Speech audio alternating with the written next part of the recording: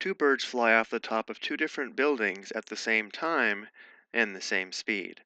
They reach a piece of bread on the ground at the same time. How many meters from the foot of building 2 is the piece of bread? So we're given this diagram here. Notice how it also indicates that the two buildings are 25 meters apart. Let's assume the piece of bread is located here on the ground, and therefore one bird took this path off of building 1, another bird took this path off of building 2. But the key here is they flew off the top of the buildings at the same time and the same speed, and they also arrived at the piece of bread at the same time. Because distance equals rate times time, and for both birds the rate and time are the same, that means both birds flew the same distance, which means the length of these two segments are the same. So if we label this length d, we can also label this length d.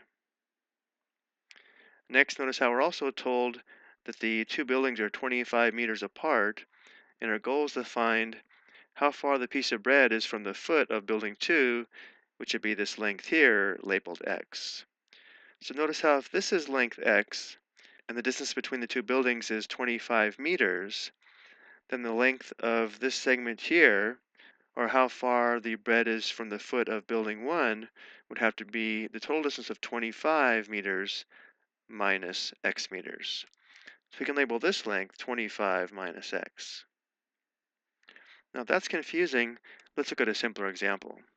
If we knew that this segment here was, let's say, 10 meters, and then I told you that this short piece here is 2 meters, you could easily determine the remaining length would have to be 8 meters. But mathematically, the way you found this 8 meters was to take the total length of 10 meters, subtract the known length of 2 meters, notice 10 minus 2 is equal to 8. For the same reason, if this is 25 meters and this is x meters, this length here would have to be 25 minus x meters. Now also notice that we have two right triangles. We have this right triangle on the left and this right triangle on the right. And for any right triangle, a squared plus b squared equals c squared. This is called the Pythagorean Theorem, where a and b are the lengths of the two legs, or the two sides that form the right angle, and c is the length of the hypotenuse, which is the side opposite the right angle. It's also the longest side of the right triangle. So if we focus on the right triangle here on the left,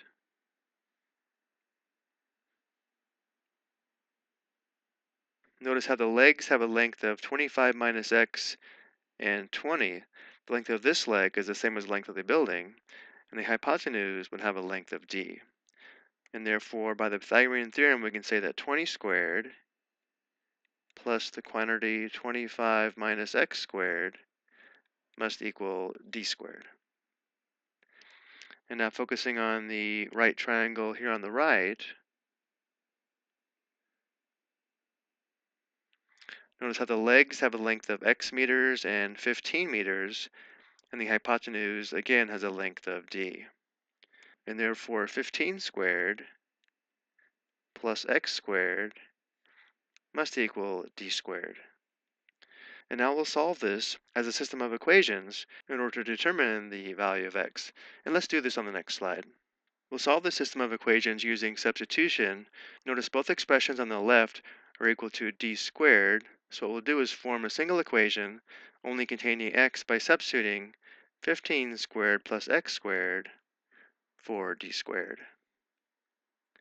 So this will give us the equation 20 squared plus the quantity 25 minus x squared equals 15 squared plus x squared.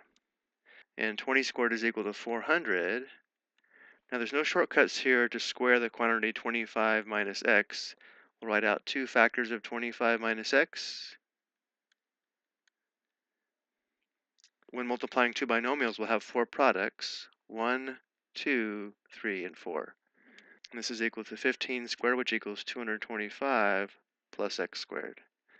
Let's go ahead and multiply the two binomials. 25 times 25 is equal to 625. 25 times negative x is negative 25x, but then we have negative x times 25, which is also negative 25x. So those two products sum to negative 50x. So we have minus 50x. And then negative x times negative x would be plus x squared.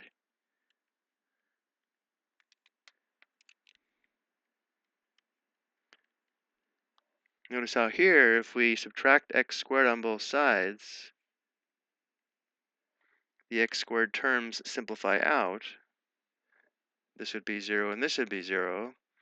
So we have 400 plus 625, that's 1025, minus 50x equals 225. Let's isolate the x term by subtracting 1025 on both sides.